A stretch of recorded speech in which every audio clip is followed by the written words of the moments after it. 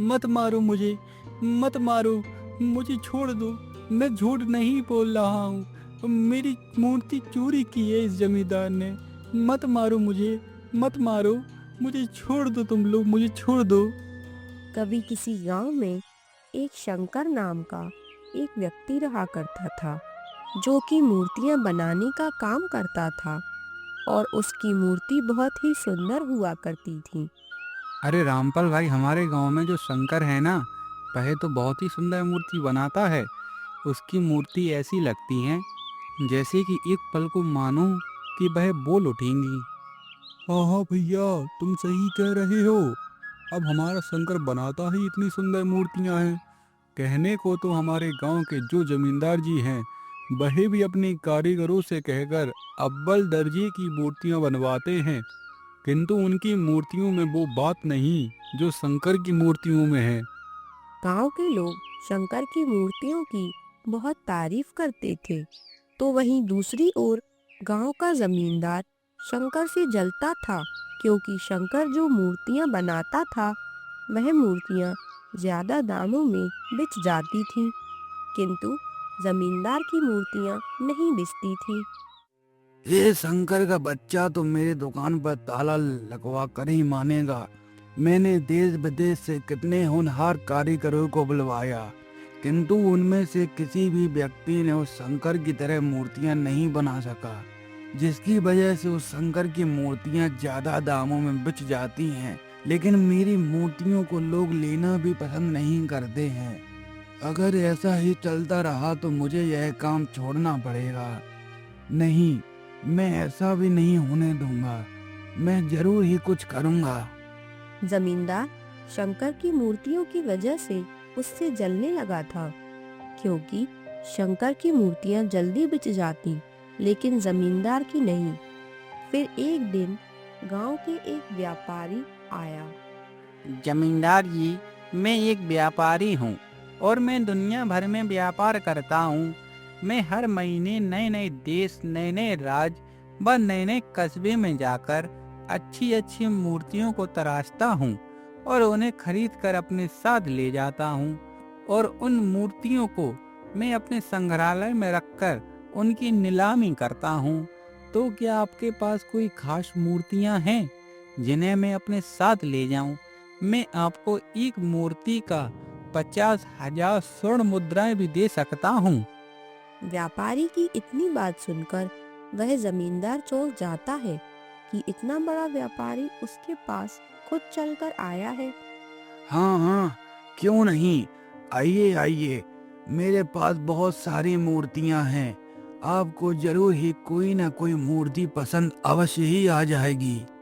जमींदार की बात सुनकर व्यापारी मूर्तियां दिखाने लगता है, लेकिन कई मूर्तियां देखने के बावजूद भी उसे जमींदार के पास मौजूद मूर्तियों में से कोई भी मूर्ति पसंद नहीं आती है। जमींदार जी, मैंने आपकी सारी मूर्तियां देखी और आपकी सभी मूर्तियां एक से बढ़कर एक सुंदर मूर्तियां हैं, किंतु मैं जिस तरह की मूर्ति की तलाश में हूँ, उस मूर्ति जैसी आपके पास कोई भी मूर्ति नहीं है जिसे मैं तुमसे खरीद सकूं। अच्छा, तो मैं चलता हूँ। व्यापारी की बात सुनकर जमींदार अपने मन में सोचता है, मैं इस व्यापारी को यूं ही तो नहीं जाने दे सकता हूँ, क्योंकि यह वह सोने देने वाली मुर्गी है जो मुझे हर बार सोने का अंडा देगी। लेकिन इसे तो मेरी कोई भी मूर्ति पसंद नहीं आई, तो फिर मैं क्या करूँ? हम्म, हाँ, याद आया। एक काम करता हूँ, इस शंकर की बात जाकर देखता हूँ। क्या पता शायद उसके पास कोई ऐसी मूर्ति हो जिसे यह व्यापारी खोज रहा हो। रुकिए आप, यदि आपको मेरे पास मौजूद अभी कोई भी मूर्ति पसंद नहीं आई तो कोई बात नहीं, आप निराश मत होइए। मैं आपके लिए एक ऐसी मूर्ति बनवाऊंगा जिसकी आपने कल्पना भी नहीं की होगी। अगर जैसा आप कह रहे हैं, यदि आपने मुझे बिल्कुल वैसी ही मूर्ति मुझे दी, तो मैं आपको 50,000 स्वर्ण मुद्राएं नहीं बल्कि 60,000 स्वर्ण मुद्राएं दूंगा। तो मैं आपके पास कल आऊँगा, तो आप मुझे कल दे दीजिएगा। मैं इस राज्य में कल तक ही ठहरा हूँ। यदि आपने मेरे लिए कल मूर्ति नहीं बनवाई, तो मैं कल चला जाऊँगा। तो आप आज के आज में ही बनवा लेना वह मूर्ति। इतना कहकर वह व्यापारी वहां से चला जाता है। और जब वह व्यापारी वहां से चला जाता है, तब जमींदार भी शंकर के घर जाने के लिए चल देता है। और शंकर बहुत ही मेहनत कर रहा था। वह बहुत ही सुंदर मूर्ति बना रहा था, जैसे कि मानो वह किसी राज्य की राजकुमारी हो। और उसे देखकर वह जमींदार भी चौंक जाता है और उसे पाने की चाह कर लेता है। अरे भाई शंकर, तुम्हारे बारे में जो लोगों से सुना है वह एकदम सही सुना है। जैसा मैंने सुना था आज वैसा ही मैंने देख लिया। तुम्हारी कला का तो कोई जवाब ही नहीं। तुम सच में बहुत ही सुंदर सुंदर मूर्तियां बनाते हो। सेठ जी, यह तो आपका बड़प्पन है जो आप मेरी तारीफ कर रहे हैं, लेकिन आप भी तो मूर्तियां बनाते हैं और आपकी मूर्तियां भी तो बहुत सुंदर होती हैं सेठ जी। नहीं नहीं शंकर, मैं भले ही मूर्तियां बनवाता हूँ, किंतु मूर्ति तुम्हारे तरह सुंदर नहीं होती है। तभी तो लोग जब मेरे पास आते हैं तो वह यही कहते हैं कि शंकर जो मूर्तियां बनाता है उनकी बात ही कुछ और है। इसलिए वह मुझसे मूर्तियां न लेकर तुम्हारे पास आते हैं और फिर तुमसे ही मूर्तियां लेते हैं, क्योंकि तुम्हारी मूर्तियों में जान होती है। सच में तुम भगवान के ही दूसरे दूत हो। ऐसी कोई बात नहीं है जमींदार जी, यह तो बस ऊपर वाले की मेहरबानी है जो उन्होंने मुझे यह कला दी, जिसे मैं बखूबी निखार रहा हूँ। वैसे जमींदार जी, आप मेरे पास क्यों आए थे? मैं बस यूं ही तुमसे मिलने चला आया था। मैंने सोचा बहुत दिन हो गए तुमसे मिला नहीं, लेकिन तुम जो मूर्ति बना रहे हो वह मुझे बहुत ही सुंदर लगी। काश यह मूर्ति मैं बना पाता। अच्छा शंकर, मैं चलता हूँ। इतना कहकर जमींदार वहां से चला जाता है और वह चलते चलते खुद से कहते हुए जाता है। ये शंकर तो बहुत ही सुंदर मूर्ति बना रहा है। यदि यह मूर्ति मुझे मिल जाए तो मेरा काम बन जाए। और वह जो मूर्ति बना रहा है वह वैसे ही मूर्ति है जैसे कि वह व्यापारी मांग रहा था। लेकिन शंकर से मैं वह मूर्ति कैसे हासिल करूं? कुछ करना पड़ेगा। हाँ, एक काम करता हूँ। इतना सोचकर वह आगे बढ़ जाता है और अपने घर के लिए चल देता है। और वहीं दूसरी ओर शंकर के यहाँ एक साधु महात्मा आए और शंकर अपनी मूर्ति बना रहा था। बेटा, मुझे कुछ खाने को मिलेगा क्या? मैं काशी विश्वनाथ से पैदल चलकर आ रहा हूँ, जिसकी वजह से मुझे बहुत तेज भूख प्यास लगी है। और अगर तुम्हारे यहाँ मैं रुककर थोड़ा आराम कर लेता तो तुम्हारा बहुत ही उपकार होता बेटा। बाबा, आप इस प्रकार से क्यों कह रहे हैं? आप मुझ जैसे गरीब के घर पधारे हैं, यही मेरा सबसे बड़ा सौभाग्य है। आइए बाबा, आइए मेरे कुटिया में, और मेरे पास जो भी रूखी सूखी रोटी है वह मैं आपको भोजन में परोस देता हूँ। बाबा जी के लिए शंकर ने अपने घर में जो कुछ भी था उन्हें परोस दिया और बाबा जी खाना खाना शुरू कर देते हैं। कुछ समय पश्चात भोजन करने के बाद बाबा जी शंकर की मूर्ति को देखते और कहते हैं, बेटा, तुम्हारी मूर्ति बहुत ही सुंदर है। तुमने जो इस मूर्ति को बनाया है वह जरूर ही किसी राज्य की सुंदर राजकुमारी होगी बेटा। तुम्हारा बहुत बहुत धन्यवाद। तुमने जो मेरे लिए किया। तुम्हें जब कभी भी मेरी जरूरत हो मुझे बताना, मैं तुम्हारी अवश्य ही मदद करूंगा। बाबा, यह तो मेरा कर्तव्य था, क्योंकि हिंदू धर्म में हमें यही तो सिखाया जाता है कि अतिथि देवो भवा, आप तो मेरे लिए भगवान के समान हो और मुझे जब कभी भी आपकी मदद की जरूरत होगी मैं आपको अवश्य ही बताऊंगा। साधु जी अपनी मंजिल की ओर जाने के लिए चल देते हैं और वहीं दूसरी ओर शाम के समय जमींदार जी के पास दो चोर आए और उन्हें देखकर ऐसा प्रतीत हो रहा था कि जैसे कि वह कोई शातिर चोर हो। बोलो सेठ, आज आपने मुझे कैसे याद किया? मुझे जहाँ तक याद है आपने मुझे आज से 6 माह पहले बुलाया था, फिर इतने दिनों के बाद कैसे याद आ गई? क्या कोई जरूरी काम आ गया है आपको जो आपने हमें याद किया है? हाँ, कुछ ऐसा ही समझो। आज ऐसा ही दिन आ गया है। मुझे एक मूर्ति चाहिए जो इस गांव के शंकर के पास मिलेगी। अगर मैंने उससे वह मूर्ति ली तो गांव वालों को पता चल जाएगा और वह यह बात उस व्यापारी से बोल देंगे जिसे मैं मूर्ति बेचना चाहता हूँ। तो इसलिए तुम लोग एक काम करो, उसके घर जाओ और चुपके से उस मूर्ति को चोरी करके मेरे पास ले आओ। क्या सेठ जी, यह आप क्या चोरी करने के लिए कह रहे हो? बस एक मूर्ति? हमने तो सोचा था कि आप हमें कोई बड़ी चोरी करने के लिए बुलाया है, जैसे कि सोना चांदी हीरे जवाहरात, लेकिन आप तो हमें एक पत्थर की मूर्ति चोरी करने के लिए कह रहे हो। तुम्हें क्या पता वह क्या चीज है? और वैसे भी तुम आम खाओ ना, तुम्हें गुठलियां क्यों गिनना है? तुम जो काम करोगे उसके बदले में मैं तुम्हें पैसे दे तो रहा हूँ ना। तो बस जाओ, अब काम पूरा करके ही वापस आना। इतना कहकर वह दोनों लोग अपने काम को अंजाम देने के लिए वहां से चले जाते हैं और वहां सीधा वह लोग शंकर के घर आ जाते हैं और वहां पर वह मूर्ति रखी हुई थी जिसे शंकर बहुत चाव से बना रहा था। अरे मंगरू, यह मूर्ति तो कितनी सुंदर है। ऐसा लग रहा है कि इसमें जान है और थोड़ी ही देर में यह बोल उठेगी। हाँ डमरू भैया, तुम एकदम सही कह रहे हो। तभी वह जमींदार इस मूर्ति के पीछे पड़ा है।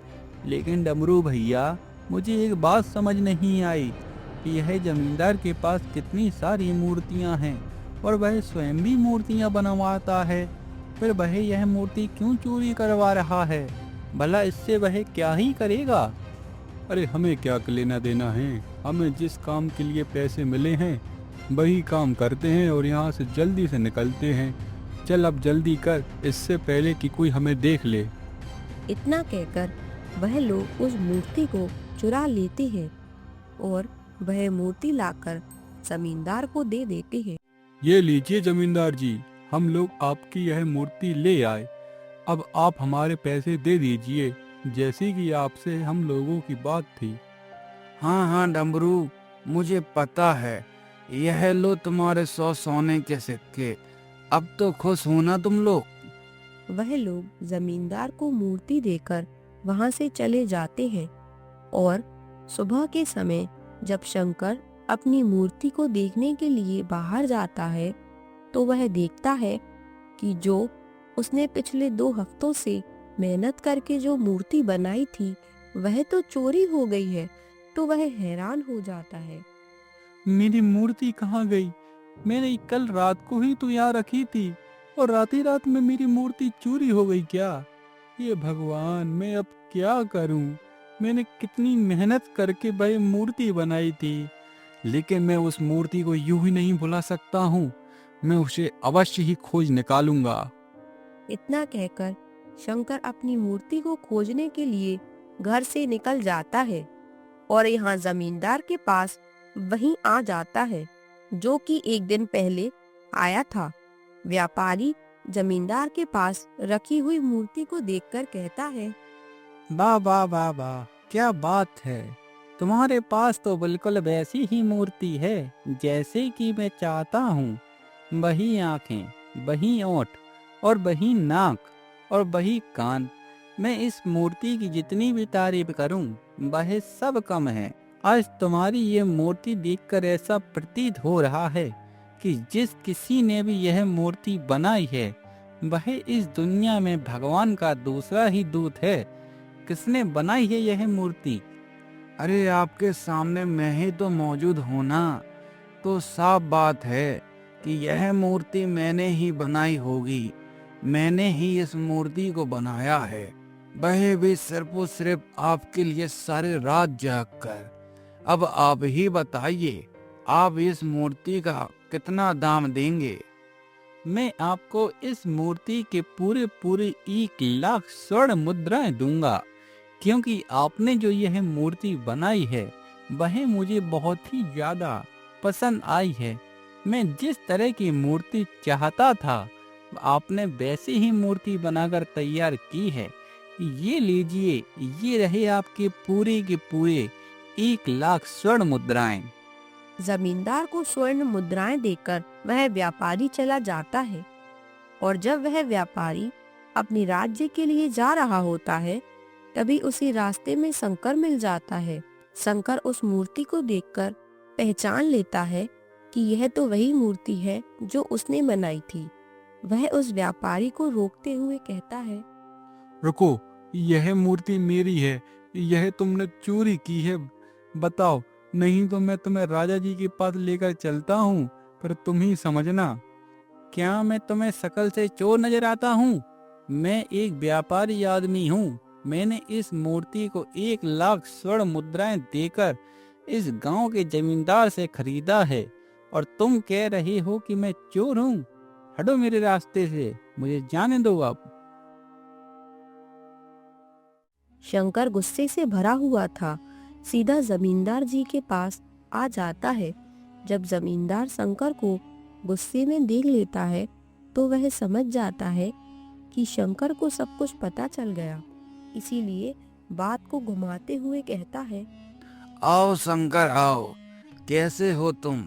और तुम्हारा मेरे पास आना कैसे हुआ? क्या तुम्हें कोई समस्या है या फिर तुम्हें पैसों की आवश्यकता है? मुझे बताओ, मैं तुम्हारी हर तरह से मदद करूंगा। सेठ जी, आप यूं अनजान तो बनिए नहीं। आपको सब पता है कि मैं यहाँ क्यों आया हूँ और आपने मेरे साथ क्या किया है।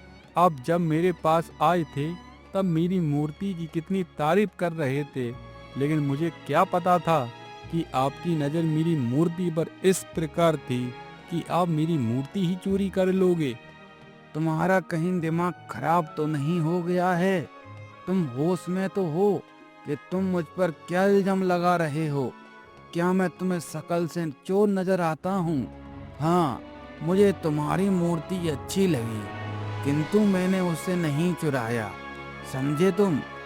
सेठ जी, जरा भगवान से तो डरिए। मुझे सब पता चल गया है।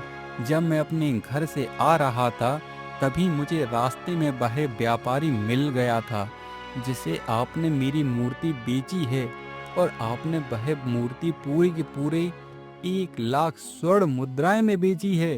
अब आप मुझे मेरे मुद्राएं दे दीजिए, वरना मैं राजा जी के पास जाकर आपकी शिकायत कर दूंगा। जमींदार डर जाता है कि यदि शंकर राजा जी के पास गया तो निश्चित ही राजा जी सच का पता कर लेंगे और उन्हें यह पता चल जाएगा। इसीलिए वह कुछ करता है। सुनो गांव वालों सुनो, यह शंकर मुझ पर चोरी का इल्जाम लगा रहा है और मुझे राजा जी की भी धमकी दे रहा है। सुनो गांव वालों सुनो। जमींदार की बात सुनकर गांव के लोग जमींदार के पास आ जाते हैं और उससे पूछते हैं, क्या हुआ जमींदार जी? आप यूं इस तरह से हम लोगों को क्यों बुला रहे हो, और किसने आप पर चोरी का इल्जाम लगाया है? बस आप एक बार बताइए। यह शंकर मुझ पर चोरी का इल्जाम लगा रहा है। पूरी बात दरअसल यह है कि मैं ठहरा सभी लोगों की भलाई करने वाला व्यक्ति, तो मैं जमींदार के नाते इसके घर गया और मैंने इससे पूछा कि शंकर, तुम्हें कोई परेशानी तो नहीं है? और उस वक्त यह मूर्ति बना रहा था तो मैंने इसकी मूर्ति की तारीफ भी कर दी। उसके बाद मैं घर आया और उसी रात इसके घर चोर आए और वह इसकी मूर्ति को चोरी करके ले गए। अब यह मुझ पर इल्जाम लगा रहा है कि मैंने चोरी की है। अब आप ही बताओ, भलाई का तो जमाना ही नहीं है। शंकर, तुमने जमींदार जी पर इतना संगीन इल्जाम लगाया है? वह तो सभी लोगों की इतनी मदद करते हैं। शंकर, इसी वक्त जमींदार से माफ़ी मांगो, वरना तुम्हारे लिए अच्छा नहीं होगा, समझे तुम? अब जल्दी मांगो माफ़ी। मैं नहीं मांगूंगा माफ़ी। मैंने कुछ भी गलत नहीं कहा है। इस जमींदार ने मेरी मूर्ति चोरी की है, यह झूठ बोल रहा है। भला मैं इससे माफ़ी क्यों मांगूं? उल्टा इसे मुझसे माफ़ी मांगनी चाहिए, क्योंकि इन्होंने मेरे साथ धोखा किया है। तो तू ऐसे नहीं मानेगा? रुक, तुझे तो अभी सबक सिखाते हैं हम लोग। क्यों गाँव वालों, ऐसे क्यों खड़े हो? चलो इसे सबक सिखाते हैं। इतना कहकर गांव के सभी लोग शंकर पर लात घूंसों की मार चालू कर देते हैं और उसे इतना मारते हैं कि उनकी मार की वजह से शंकर को जगह जगह खून निकल आता है। रहने दो गांव वालों, वह सबक सीख गया, तुम लोग रहने दो। अगर तुम लोग इसी तरह मारते रहे तो कहीं वह अपने प्राण न खो दे, इसलिए बस भी करो तुम लोग। जमींदार की बात सुनकर गांव के लोग उसे मारना बंद कर देते हैं और शंकर खड़ा होकर चुपचाप वहां से सीधा अपने घर के लिए चला जाता है। और फिर शाम के समय वही व्यक्ति जमींदार के पास आता है जो उसे ज्यादा बोल रहा था। वाह केशव वाह, तुमने अपनी काबिलियत का अच्छा परिचय दिया है। मैं तुमसे बहुत खुश हूँ। तुम आज से ही मेरे यहाँ काम पर लग जाओ। मैं तुम्हारा अच्छे तरह से ख्याल रखूंगा। मालिक, आपके लिए तो मैं सब कुछ करूँगा। आप तो बस एक बार हुक्म कीजिए, फिर आप देखिए मैं क्या क्या करता हूँ। और मैं आपको विश्वास दिलाता हूँ, मैं आपको एक भी शिकायत का मौका नहीं दूंगा। यह व्यक्ति और कोई नहीं बल्कि जमींदार का ही व्यक्ति था, जिसने जमींदार के कहने पर गांव वालों को शंकर के खिलाफ उकसाया था। और यहाँ वह व्यापारी राज दरबार में पहुंच जाता है। राजा जी, मैं आपके लिए आज ऐसी बहुमूल्य वस्तु लाया हूँ जिसे देखकर आप मुझे सोनी चांदी में लाद दोगे। मुझे पूर्ण विश्वास है वह आपको बहुत पसंद आएगी। और वह वस्तु कोई और नहीं बल्कि एक मूर्ति है। जैसे ही व्यापारी ने उस मूर्ति को राजा जी के सामने रखा तो वह भावुक हो उठे और वह कहते हैं, यह मूर्ति तुम्हें कहाँ मिली और यह किसने बनाई है? क्या हुआ महाराज, आप यूं चिंतित क्यों हो उठे? और ऐसा क्या है इस मूर्ति में जो आपने इस तरह से मुझसे पूछा? व्यापारी, क्या तुम्हें मालूम नहीं है, यह इस राज्य की राजकुमारी हैं। आज से 1 साल पहले एक मायावी तांत्रिक ने इनका अपहरण कर लिया था। तब से मैं उन्हें खोज रहा हूँ, किंतु मुझे उनका कोई भी अता पता नहीं चल रहा है। मुझे बताओ, यह तुम्हारे पास कहाँ से आई? राजा जी, मैं व्यापारी आदमी हूँ और व्यापार के काम से पास के गांव में गया हुआ था। तभी मुझे एक जमींदार की दुकान नजर आई जहां वह सुंदर सुंदर मूर्तियां बेचता है। उसी के पास से मैंने यह मूर्ति खरीदी है। एक काम करो, उस जमींदार को मेरे पास लेकर आओ, क्योंकि मैंने राजकुमारी को कभी भी किसी के सामने नहीं आने दिया है। फिर इस जमींदार ने मेरी राजकुमारी को बिना देखे उसकी मूर्ति कैसे बना दी। लेकिन तुम एक काम करना, तुम उससे यह मत कहना कि राजा जी ने तुम्हें बुलाया है। अगर ऐसा कहा तुमने तो वह डर जाएगा और फिर वह नहीं आएगा। इसलिए तुम उससे कहना कि राजा जी को उसकी मूर्ति बहुत पसंद आई, जिसके लिए वह उन्हें पुरस्कार देना चाहते हैं। राजा जी की बात सुनकर व्यापारी जमींदार के पास जाने के लिए चल देता है और कुछ दूरी तय करने के बाद वह जमींदार के पास पहुंच जाता है। अरे जमींदार जी, आपको राजा जी ने याद किया है। वह आपकी मूर्ति को देखकर इतने ज्यादा प्रभावित हो गए हैं कि उन्होंने मुझसे कहा कि उस व्यक्ति को मेरे पास लेकर आओ जिस किसी ने भी यह मूर्ति बनाई है। मैं उसे पुरस्कार देना चाहता हूँ। तो चलिए आप मेरे साथ। यह तो सोने पे सुहागा हो गया। पहले मूर्ति बनाई शंकर ने थी और धन मैं कमा रहा हूँ। पहले इस व्यापारी से 1 लाख सोने की मुद्राएं पाई, अब राजा जी से भी पुरस्कार पाऊंगा। हाँ हाँ, मैंने ही तो बनाई है, तो पुरस्कार भी मैं पाऊंगा। चलिए राजा जी के पास। वह लोग राजा जी के पास जाने के लिए चल देते हैं और फिर वह राजा जी के पास पहुंच जाते हैं। क्यों जमींदार, यह मूर्ति तुमने बनाई है? जी महाराज, मैंने ही अपने हाथों से बेकार पड़े पत्थर को इस सुंदर मूर्ति में ढाला है, और आपको तो व्यापारी जी ने बताया ही होगा। तो यह मूर्ति मेरी राजकुमारी की है और मैंने उन्हें कभी भी राज के लोगों के सामने नहीं आने दिया। तो फिर तुमने उन्हें बिना देखे हुए उनकी इतनी सुंदर मूर्ति कैसे बनाई? मुझे एकदम सही सही उत्तर देना, अन्यथा मैं तुम्हें सूली पर चढ़वा दूंगा। इतना सुनकर जमींदार के गले का पानी सूख गया, क्योंकि जो वह सोचकर आया था उसके साथ उसका उल्टा हो रहा था। उसे पुरस्कार नहीं बल्कि उसे सूली पर चढ़ाया जा रहा था। वह खुद में ही सोचता है, बेटा जमींदार, तेरी चोरी अब पकड़ी गई।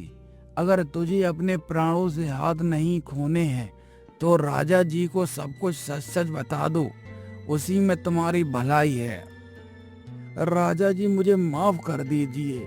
राजा जी, मैंने यह मूर्ति नहीं बनाई है, बल्कि यह तो मूर्ति मेरे गांव में रहने वाले एक मूर्तिकार ने बनाई है, जिसका नाम शंकर है।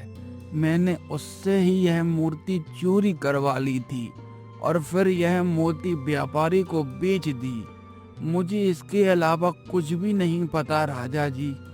सैनिकों, ले जाओ इस धोखेबाज जमींदार को और डाल दो कैद खाने में, और इनके बारे में बाद में सोचेंगे कि क्या करना है। व्यापारी, तुम अब पता करो कि यह शंकर कौन है और जल्द से जल्द इसे मेरे पास लेकर आओ। राजा जी की बात सुनकर वह फिर से उसी गांव में जाते हैं और शंकर के घर पहुंच जाते हैं। शंकर, मुझे माफ करना।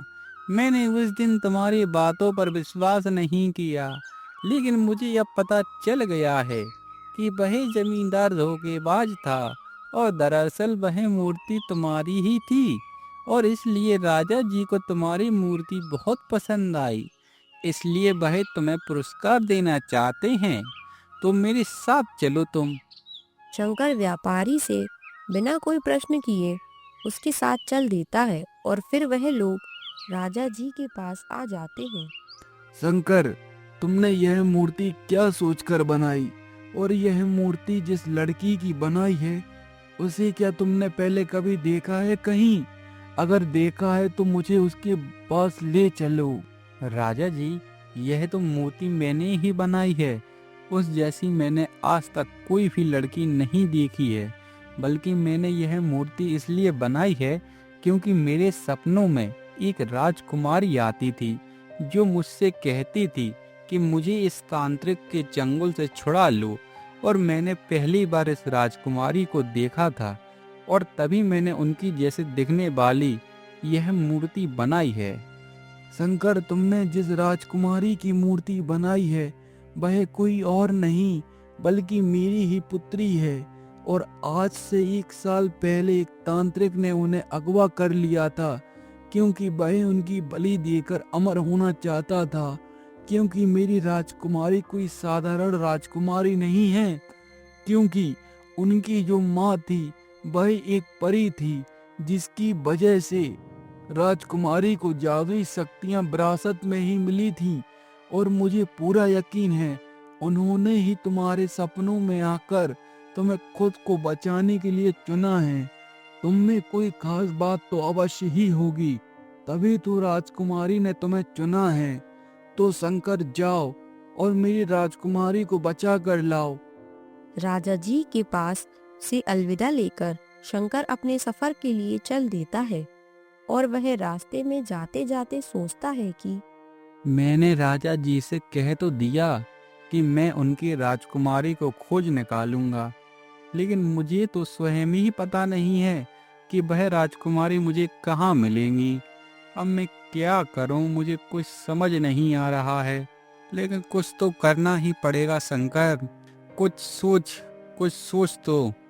जब वह यह सोच रहा होता है, तभी उसे याद आता है कि उसने एक साधु की मदद की थी, जिन्होंने उसे कहा था कि जब भी उसे कोई समस्या हो तो वह उसकी मदद अवश्य ही करेंगे। यही सोचकर वह उन्हें याद करता है और थोड़ी ही देर में वहां रंग बिरंगी रोशनी हुई और तभी वहां वही साधु प्रकट हो गए। बोलो बेटा, तुम्हें ऐसी कौन सी मुसीबत आ पड़ी जिसके लिए तुमने मुझे याद किया? बाबा, आप उस दिन मेरे पास आए थे ना, जिस दिन मैं वह मूर्ति बना रहा था। वह मूर्ति किसी और की नहीं, बल्कि इस राज्य के राजा की बेटी की मूर्ति थी, जो मेरे सपने में आकर मुझसे खुद को बचाने के लिए मुझसे कहती थी। और मुझे राजा जी ने बताया कि उनका किसी तांत्रिक ने अपहरण कर लिया था, और मैंने राजा जी को यह वचन दे दिया कि मैं उनकी मदद करूंगा। अब साधु जी, आप ही मेरी मदद कीजिए, मैं उन्हें कैसे बचाऊंगा, जबकि मुझे यही पता नहीं कि वह मुझे कहाँ मिलेंगी। शंकर की बात सुनकर बाबा जी अपनी आंखें बंद कर लेते हैं और अपनी सिद्धियों से पता कर लेते हैं कि वह राजकुमारी कहाँ मिलेगी। शंकर, तुम यहाँ से सीधे उत्तर दिशा के जंगलों की ओर जाओ। तुम्हें उसी रास्ते पर एक गुफा मिलेगी, जहाँ तुम्हें वह तांत्रिक मिलेगा। लेकिन वह तांत्रिक बहुत शक्तिशाली है, इसलिए मैं तुम्हें शक्तियाँ देता हूँ कि वह जो भी तुम पर वार करेगा, उसका हर बार विफल हो जाएगा। और ये लो भस्म, जब यह भस्म तुम उसके ऊपर डालोगे तो वह वहीं जलकर भस्म हो जाएगा। अब जाओ बेटा, जरा भी देरी मत करो। साधु जी रंग बिरंगी किरणों के साथ गायब हो जाते हैं और शंकर भी उत्तर दिशा में जंगल की ओर चल पड़ता है। और काफी दूरी तय करने के बाद वह उसी गुफा तक पहुंच जाता है जहां वह तांत्रिक था। शंकर गुफा के अंदर पहुंच जाता है और उसे वही राजकुमारी दिखाई देती है जो उसके सपनों में आती थी। राजकुमारी, आप तो वही हो ना जो मेरे सपनों में आती थी। आप मुझे जितनी सुंदर सपनों में दिखती थी, आप तो उससे कई गुना ज्यादा सुंदर हो। लेकिन आपने मुझे ही क्यों चुना खुद को बचाने के लिए राजकुमारी? और वह तांत्रिक कहाँ है? मैंने तुम्हें इसीलिए चुना क्योंकि तुम मूर्तियां बनाते हो, जिसकी वजह से तुम्हारे जरिए मैं अपने पिता तक पहुंच सकती थी कि मैं जिंदा हूँ और मैं अपनी शक्तियों का उपयोग अपने परिवार के लोगों पर नहीं कर सकती हूँ। और तुम साहसी व्यक्ति हो, इसीलिए मैंने तुम्हें चुना। और तांत्रिक आज मेरी बलि देने वाला है, जिसकी वजह से वह पूजा का सामान लेने के लिए गया है। वह लोग यही सारी बातें कर रहे होते हैं कि तभी वहां वह तांत्रिक आ खड़ा हुआ और शंकर को देखकर वह गुस्से से आग बबूला हो उठा। कौन हो तुम? और तुम मेरी इस गुफा तक कैसे पहुँचे? क्योंकि मेरी गुफा इतनी गुप्त जगह है कि कोई भी साधारण इंसान इसे खोज नहीं सकता है। तो बताओ, मेरे पास क्यों आए हो? और जल्दी बताओ, इससे पहले कि मैं तुम्हें भस्म कर दूं। मैं यहाँ राजकुमारी को तुम्हारी कैद से छुड़ाने के लिए आया हूँ, इसलिए तुम्हारी इसी में भलाई है कि तुम राजकुमारी को बिना कोई नुकसान पहुँचाए चुपचाप से यहाँ से जाने दो, अन्यथा तुम्हारे साथ अच्छा नहीं होगा। अब मेरे इतने बुरे दिन आ गए हैं कि तुझ जैसे साधारण से दिखने वाले मनुष्य भी मुझे धमकी देने लगे हैं। तो ठीक है, देखते हैं कौन किसे भस्म करता है। तांत्रिक अपनी जादुई शक्तियों से शंकर पर वार करता है, किंतु शंकर का बाल भी बांका नहीं होता है। इसी तरह तांत्रिक उस पर कई वार करता है, लेकिन शंकर को कुछ नहीं होता है। किंतु जैसे ही शंकर अपने साथ लाई भस्म को तांत्रिक पर फेंकता है, उसी समय तांत्रिक के शरीर पर आग लग जाती है और वह उसी आग में जलकर राख हो जाता है और शंकर राजकुमारी को लेकर महल आ जाता है। पिताजी, अगर आज शंकर मुझे बचाने के लिए सही समय पर नहीं पहुंचता तो वह दुष्ट तांत्रिक मेरी बलि दे देता। पिताजी, शंकर बहुत ही बहादुर व्यक्ति है। शंकर, तुम सच में एक साहसी व्यक्ति हो, क्योंकि तुमने वह काम करके दिखाया है जिसे बड़े बड़े वीर योद्धा कर नहीं सके। वह तुमने करके दिखाया है, इसलिए हमने यह निर्णय लिया है कि हम अपनी राजकुमारी का विवाह तुमसे करेंगे और तुम्हें इस राज्य का नया राजा घोषित करेंगे। इसी तरह शंकर की राजकुमारी के साथ शादी हो जाती है और वह उस राज्य का राजा बन जाता है। इसी के साथ यह कहानी समाप्त होती है। आपको यह कहानी कैसी लगी दोस्तों? कमेंट बॉक्स में ज़रूर बताएं और वीडियो को लाइक कीजिए और चैनल को सब्सक्राइब कीजिए। हेलो दोस्तों, क्या आप लोगों को भी मेरी तरह कार्टून वीडियो बनाकर अपना यूट्यूब चैनल ओपन करना है? तो मैंने आप लोगों के लिए full cartoon moral story for guide YouTube channel वाला कोर्स बनाया है। मैंने डिस्क्रिप्शन में लिंक और डिटेल दी है, आप वहां से डाउनलोड कर सकते हैं।